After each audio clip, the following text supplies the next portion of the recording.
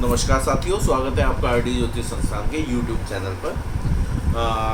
आज मैं वीडियो लेके आया हूँ लहसुनिया के ऊपर। लहसुनिया केतु का रतन होता है, इसके बारे में आज चर्चा करेंगे कि ये रतन कब पहनना चाहिए, किसे पहनना चाहिए, क्या क्या हम देख सकते हैं कि इस रतन को पहनने की आवश्यकता है अपने जीवन में, किन चीज़ों पर विचार कर सकते हैं और इसे पहनने के बाद क्या क्या लाभ मिलते हैं, कैसे काम करता है, इसको कैसे पहना जाता है, किस धातु में पहना जाता है, इसकी विस्तृत रूप से चर्चा करेंगे इस वीडियो में। उससे पहले मेरा आप सभी लोगों से निवेदन है कि कृपया हमारे चैनल को सब्सक्राइब करिए, वीडियो को लाइक और शेयर करिए ज़्यादा से ज़्यादा सभी लोगों के बीच, है ना। और अगर आपकी कोई समस्या है, आप किसी बारे में कुछ जानना चाहते हैं तो आप हमें कमेंट बॉक्स में लिख सकते हैं। हम किसी तरह की कोई फीस नहीं लेते हैं, ठीक है। मतलब अगर आप अपनी कुंडली लिखवाना चाहें, अपना हाथ लिखवाना चाहें तो कोई फीस नहीं है। आपका कोई क्वेश्चन होगा, कोई भी सवाल होगा, कोई प्रश्न होगा, उसका हम प्रॉपर जवाब देंगे, ठीक है। जो उपाय होगा वो उपाय हम बता देंगे कि आप ऐसे कर लो। आप कुछ जानना चाहते हैं वास्तु से संबंधित, अपने घर में कोई समस्या है आपकी, तो उसके लिए भी हम आपको उपाय बता देंगे। आप नक्शा बनवाना चाहते हैं वास्तु से संबंधित, वो भी हम आपको बना के दे सकते हैं।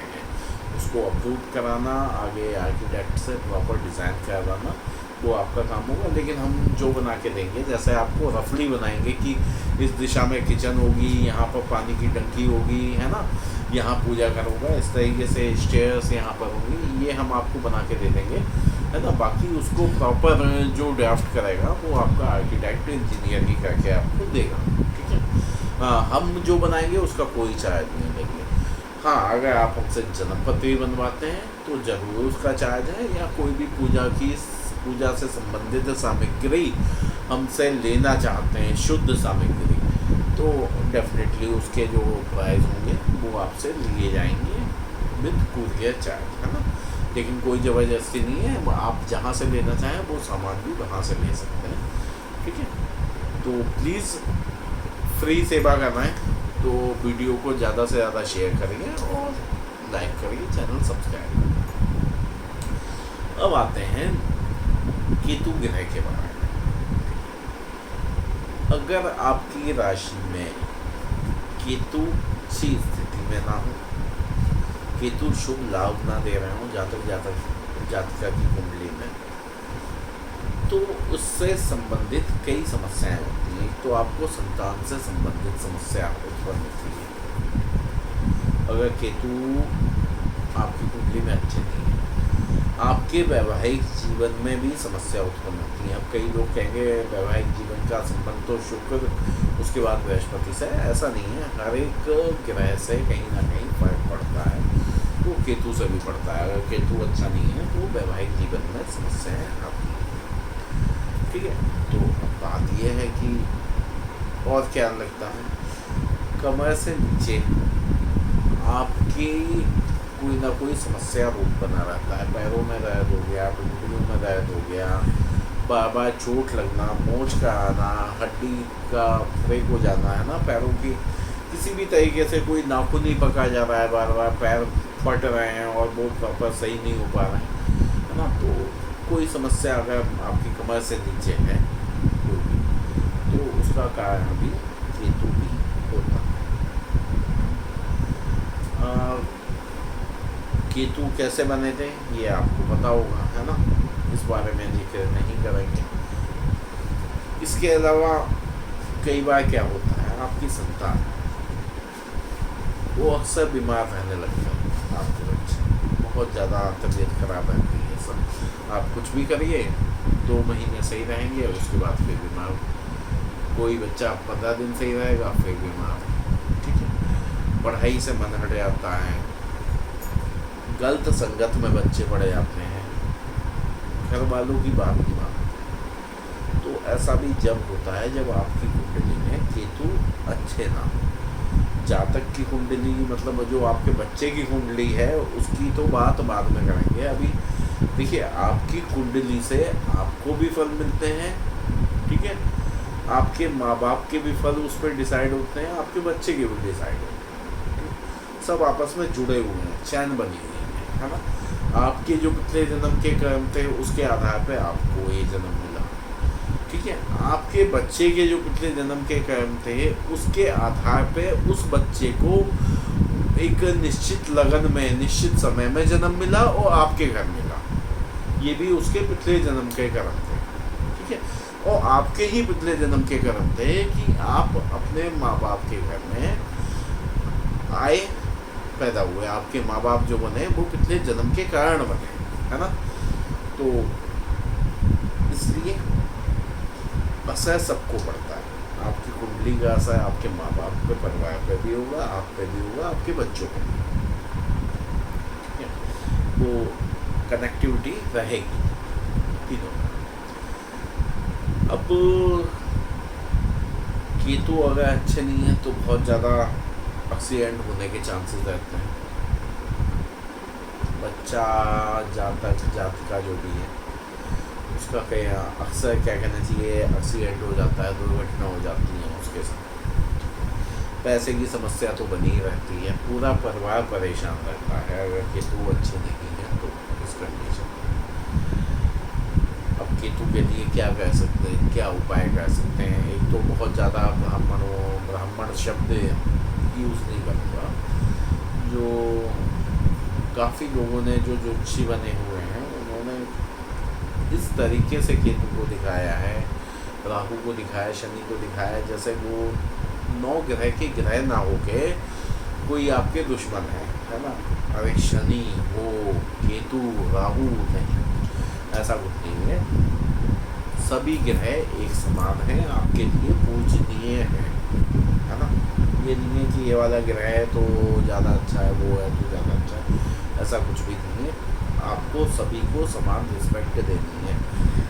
मतलब ऐसा होता है ना, हम क्लास में बैठे हुए हैं, पढ़ाई कर रहे हैं, तो 5 सब्जेक्ट हैं, 6 सब्जेक्ट हैं, है ना। सब पे आपकी कमांड सेम नहीं हो सकती है। कई में आप बहुत अच्छे होंगे और कई में डाउन होंगे। जिसमें आप अच्छे होंगे उसका टीचर भी डेफिनेटली आपको लाइक करेगा और आप भी उसे लाइक करेंगे। और जिसमें आप थोड़े से वीक हैं, कमज़ोर हैं, तो टीचर भी आपको डांटेगा और आप भी उससे डरे हुए रहेंगे।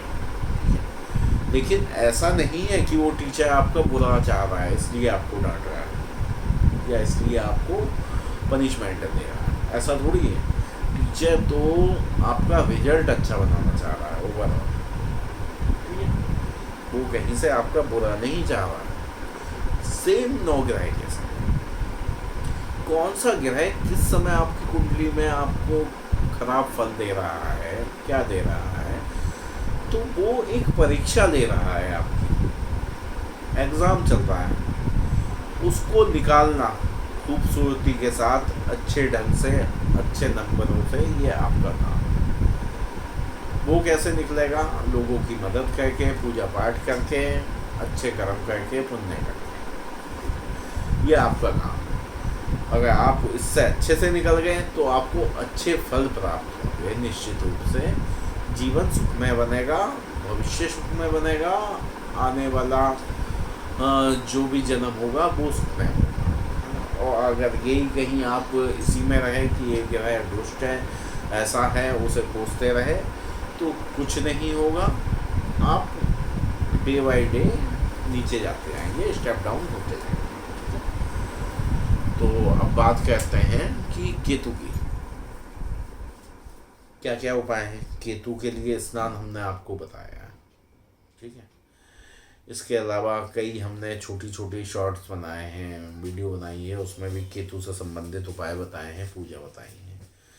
लेकिन आज बात कर रहे हैं 9 रत्न में से एक रत्न होता है जिसे कहते हैं लहसुनिया, उसकी।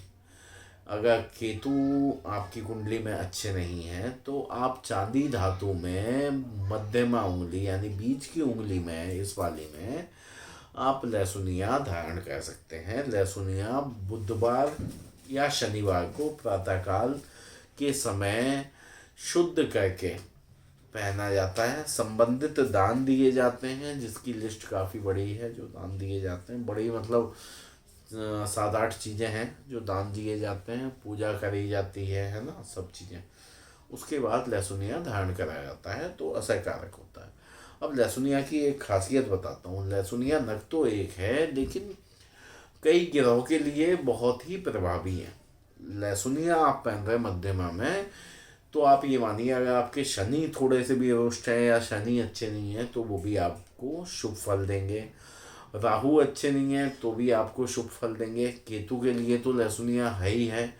अगर पीला लहसुनिया है, पीलापन लिए हुए, तो बृहस्पति के लिए बहुत अच्छा होता है।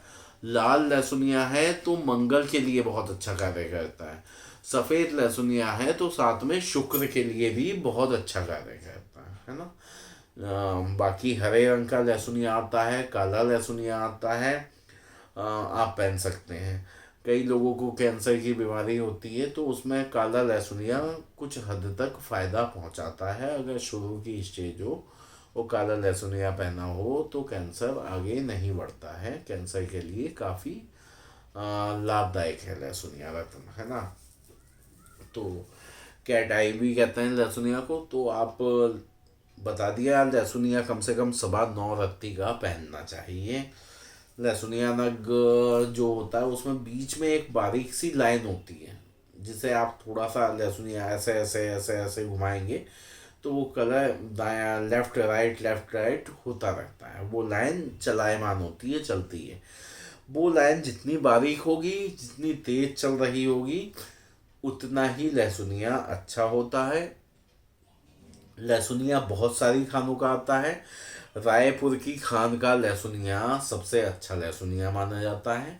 उसके अलावा भी अब उड़ीसा की खान का लहसुनिया आना शुरू हुआ है, जो बहुत ही अच्छा है। बाकी काफ़ी जगह से निकलता है लहसुनिया, आप कोई भी पहन सकते हैं। ज़्यादा महंगा रतन होता नहीं है लहसुनिया, है ना। ऐसा नहीं है जैसे हीरे जैसा, माणिक जैसा, मूंगे जैसा, पन्ने जैसा बहुत महंगा हो। काफ़ी ही सस्ता रतन होता है। तो अगर आप शनि के लिए नीलम नहीं पहन सकते हैं, सलोनी गोमेद नहीं पहन सकते हैं राहु के लिए, तो आप लहसुनिया धारण कर सकते हैं। लहसुनिया दोनों के लिए काम करेगा, साथ में केतु के लिए भी काम करेगा। तो मध्यमा उंगली में आप पहनिए।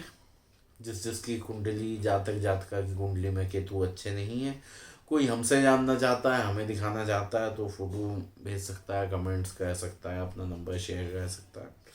हम आपसे संपर्क कर लेंगे, उसके बाद बता देंगे आप कौन सा रतन पहन सकते हैं, है ना। और डिटेल में बता देंगे क्या क्या सामग्री साथ में दान करी जाती है, कैसे इसको जागृत करवाया जाता है। रतन को जागृत करवाना बहुत ज़रूरी है, वरना रतन तो पत्थर है ना, आप पहन सकते हैं। अच्छा, एक चीज़ और याद आई कि पत्थर से कई लोग क्या कहते हैं कि दिन भर पहना, रात में उतार के सो गए, फिर जब सुबह नहाएंगे उसके बाद पहनेंगे। नहीं, ये स्टोन है, ठीक है। इसको आप लगातार पहन के रखेंगे, ठीक है। आज पहन लिया तो बस पहने रहना है।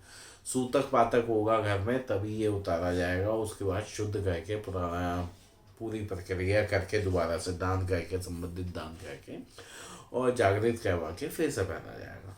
लेकिन उसके अलावा आप लैट्रिन बाथरूम कहीं भी जा रहे हैं, कैसे भी जा रहे हैं, आपने पहन रखा है, कोई दिक्कत नहीं है, किसी तरह की कोई दिक्कत नहीं है, पहनना ही चाहिए, है ना। उतारना नहीं चाहिए। बार बार उतारने से आपने जागृत करवाया, है ना, उसका दान दिया, जागृत करवाया, उसमें आपने पैसा खर्च करा और आप उसे उतार के रख दो।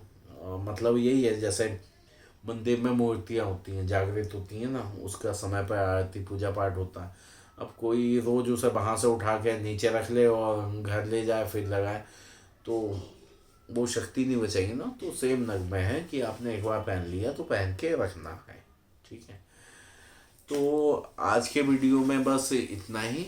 आगे मिलेंगे, अगले रत्न के बारे में चर्चा करेंगे। धन्यवाद।